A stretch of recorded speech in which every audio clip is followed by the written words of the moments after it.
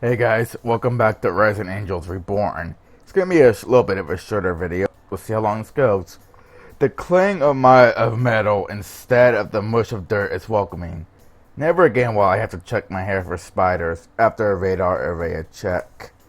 Everything is so clean, so shiny. I did it. I really am back to the real Space Force again. I'm free to save the universe once more. Happy? Does it show? A little bit. I can't help it. I'm so excited. So, my first real post, my first real mission. I'm finally off that mud ball. So what is our first mission?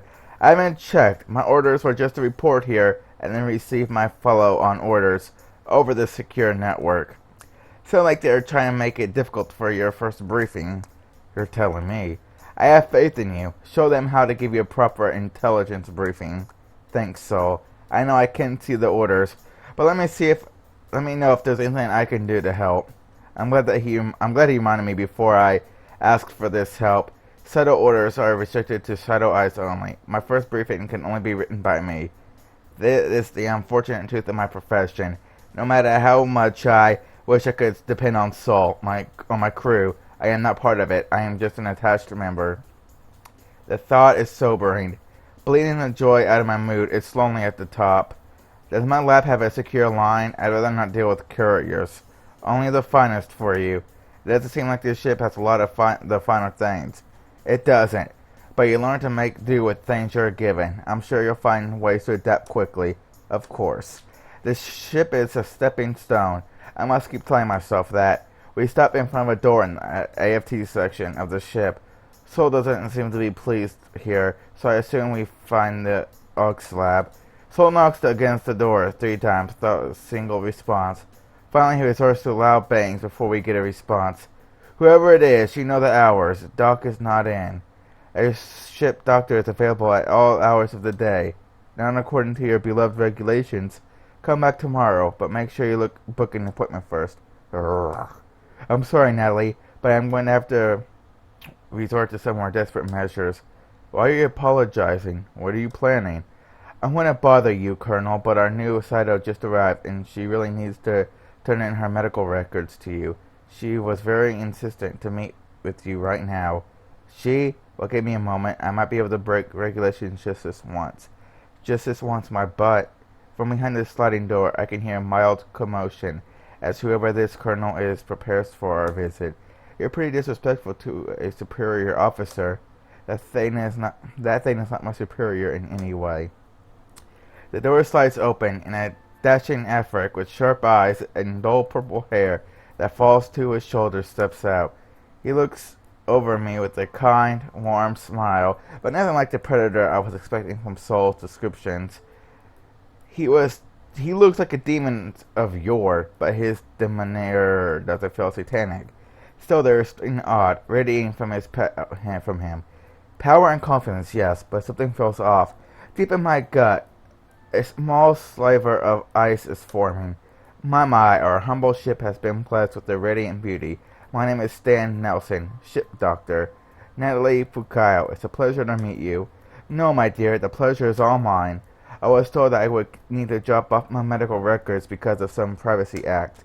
That's correct. Smart and beautiful. We are truly blessed this day. Why don't you come in? I also double as the resident counselor and would love a chance to get to know you. I don't think so. If she needs to confide in someone, she has friends. An understanding and perspective is oft needed to truly cope in the depths of space. My skills will guide any potential lost souls to salvation. Into your bed is more like it. My actions are bound by my Hippocratic oath. What about yours? What do you mean? I am a doctor and have an oath to never get involved with my patients. They can feel safe with me. Do you have any such restraint? Other than being a trusted friend who wants to protect her from a pervert? Yumalin, me Madger. You both know I'm sitting right here and understand this conversation, right?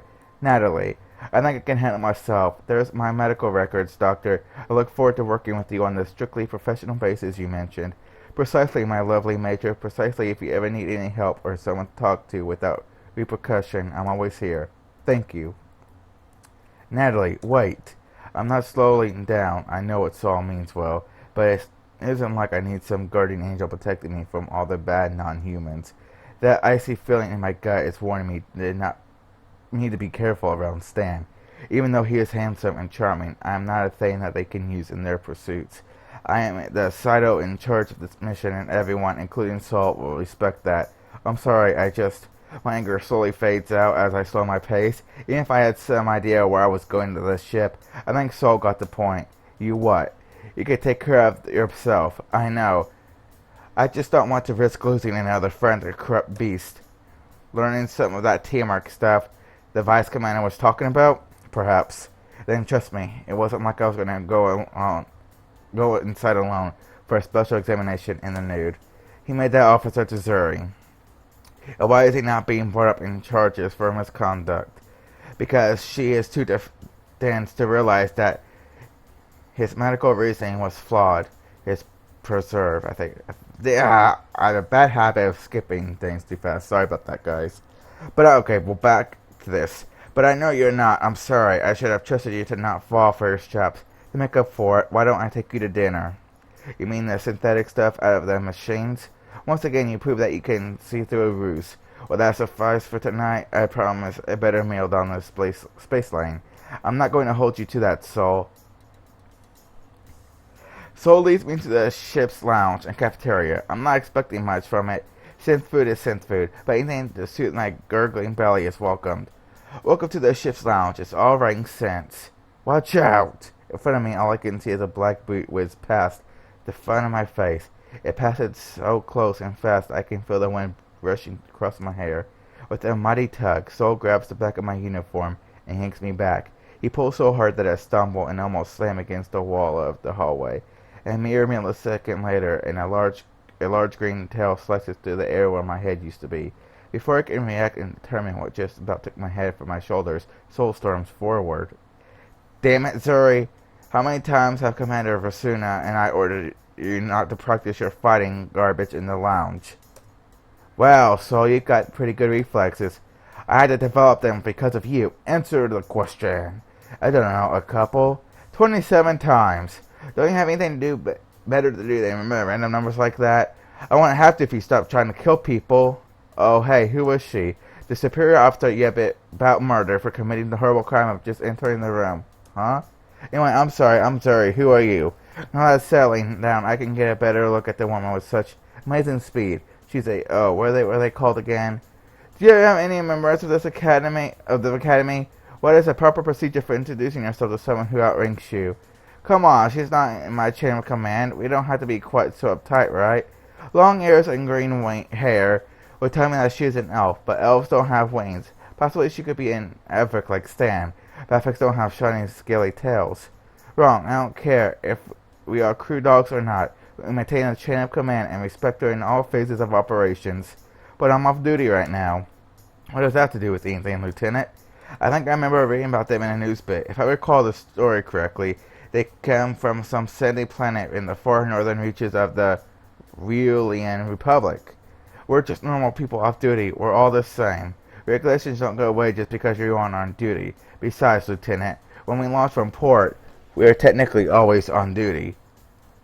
Yeah, don't mean to interrupt, but who are you, huh? Annoying and disrespectful. She meant me. Okay, I get it. I'm sorry that came out wrong. I never met any of you in one of your species before, and I can't remember what you are called. Oh, they're called Dreamans. They originate from the planet Onathon. Onathon? It's northern Real, right? Well, Tin, our dear lieutenant and her ilk are loyalists to the Empire. She's right, my home is located just north of the capital world. I even once got to visit the city of Emerald Winds there. An exasperated sigh from Soul tells me that I didn't conceal my interest very well. Still, you don't meet too many people who have heard the melodies of the Emerald Winds. How did you gain entry? Only the loot players themselves ever are permitted entry into their halls. My clan elder nominated me as a lute player one year. Every year the clan sends someone there to resonate with the Emerald Crystal and perform the Ballad of the Distant Dreams. You perform the Ballad of the Distant Dream? Great, we're not getting rid of her now, are we? So must have heard the heart-touching Ballad of the Distant Dreams, even though I never heard it in person. The soft melody plays in the happiest places of my memories. It's a soft song of hope and loss of what once was, and what shall be, no matter what Soul thinks of the player. If he could hear the song, he could be swayed by it too. That's it. Wow, you really do know it. Of course I do. It's so beautiful. I love it, but I kind of suck at a flute player, and I can't beat my wings to the right rhythm for the ballad, whatever. Oh, big surprise. But a warrior has to be both master of the sword and of culture, so I practice it anyway. The elders stressed that a lot to me during my training. But a real warrior doesn't bother with such weaknesses. Did they also stress respecting your elders? Not really. Big surprise. Are you saying I should be calling you Grandpa? I would eat my heart out with nothing more than a toothpick than claim any relationship family with you. Speaking of food, why don't we get some and get to know each other a little better? That would be awesome, Alphonse. Kylie and I would just about to sit down and have dinner. I was like, I thought I'm not that hungry. Come on, Grandpa. How am I supposed to find my way around my quarters afterward without a guide? She's with Moonfollower. Take her there afterward, Zuri. Hey, Saul, don't go, please. I want to hang out and catch up, but I also want to understand everyone better. ... I certainly swear that when I accidentally knock you again, Major Hackett. Fine, try to keep it reined in all of you. I don't want them to clean up the lounge again because someone managed to prove that you can stick spaghetti to the ceiling. I think you did something to your noodle. I still think you did something to your noodles. It's a cooking technique, lizard brain. When the noodle gets close to being ready and the starch gets sticky, you are able to test it by seeing if it will stick to the wall. And if it doesn't, it isn't ready? Precisely. That makes sense. Why couldn't you have just said that instead of insulting me, Saul? It's Major Hackett, and I was just stating obvious facts. You are a lizard. You have a brain, do you not? I'm not some desert lizard. I'm going to report you to the commander again. But by the time you all stop fighting, the food is going to get cold again. The goop is even nastier when it's cold. If I say forgive you, could we just drop it? Sorry, you nearly knocked out Natalie and insulted me, but I'll let it slide this one time. Let's just hurry up and eat. You are a gentleman and a scholar. Come, there is plenty to go around. Inside the small room is an ovoid table with a few gray and black chairs surrounding it. Actual chairs with proper covering, mind you, not the ripped fighter ejector seats I had to scrounge up. To the side, I can see the synthesizer for making the usual mush, as well as a few other devices, an oven, a refrigeration machine, and some limited space for food preparation. I'm glad someone added those machines because the forest is so diverse and every species has their own taste and nutritional requirements. The synthesizer needs to be able to adapt to everyone, which means it procedures some rather bland and unoriginal food. If you could call it that still, then I haven't had anything to eat all day. I'll take whatever I can get. Zuri motions to a seat next to her with a mirth pat on the back. I take it, eager to discover the inner workings of someone who has seen such a marvelous place. Spaghetti with Alfredo sauce. What are you expecting me to visit? Expecting no. I was just hoping your favorite would convince you to stay. Well, it seems at least one thing is going right. Alphonse has a jovial smile on his face, and Kylie seems to be losing the edge. Shadow and Soul showed up. I know Soul is wrong about this. If those of the crew are as interesting as these people, I think this may be an acceptable post. The standard issue blue plate sits in front of me for nary a second. Man, I'm tired. Sorry, guys. It's almost 2:30, and I'm having a hard time reading. I have to quit this soon, I guess. The standard issue plate sits in front of me for nary a second before I pounce. Though there may be no wild creatures that may try to steal it from me anymore, habits don't die easily. Natalie, could I ask you a personal question? It's major. Forget it. I'm tired of arguing with you all. Ooh, thanks. If she thanking so for finally giving up for me, I dare not ask. Why did you join the force? Oh, the age-old question of all deep space adventurers. Oh, my nose is running. Oops. Well, I was hoping for something like if I had a romantic relationship with Soul, or something that one is embarrassing. Why don't you tell her you're Zuri? It might make her a little more at ease. Oh, quad pro Q, wow. I don't know. I joined right out of the mandatory schooling when counseling time came to discuss job options. He didn't have a single word out before I told him I wanted to join the force. Why is that? Because if I don't defend my homes, who will? My homeland has given me so much to be thankful for. This is the least that I could do to repay them. I had so many offers to join professional ratchet ball, and I turned them all down. I even had an offer to join Onathons and play track team. I still don't believe that one. I might not look like it, but I'm one of the fastest runners you'll ever see. Good, I always like my security officers being able to run away really fast, or those who need my protection. Alphonse could have not been more wrong. Zuri's reason is so honorable and prideful that makes mine look so ugly. I joined because I always wanted to work on fighters. They were always so fast and so cool when I saw them zipping through the air at Duster Station. Why didn't you try to become a fighter pilot instead? So was one. Well, I was better at fixing than I was at flying. What she's saying is that she couldn't see over the dashboard. They don't make seats for my height, so I was rejected. I'm sorry to hear that. I'm not. We'd be a flying garbage scrap with nothing but sense food to eat. That's what she wants to hear, but that her dreams are less important than your stomach.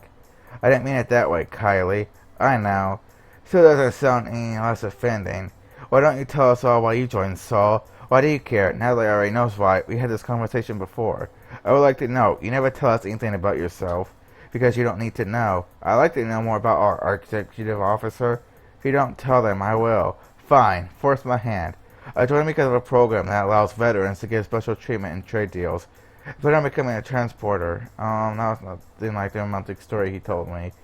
I don't see you being one of those old fat pilots holding cargo. It's such a funny picture.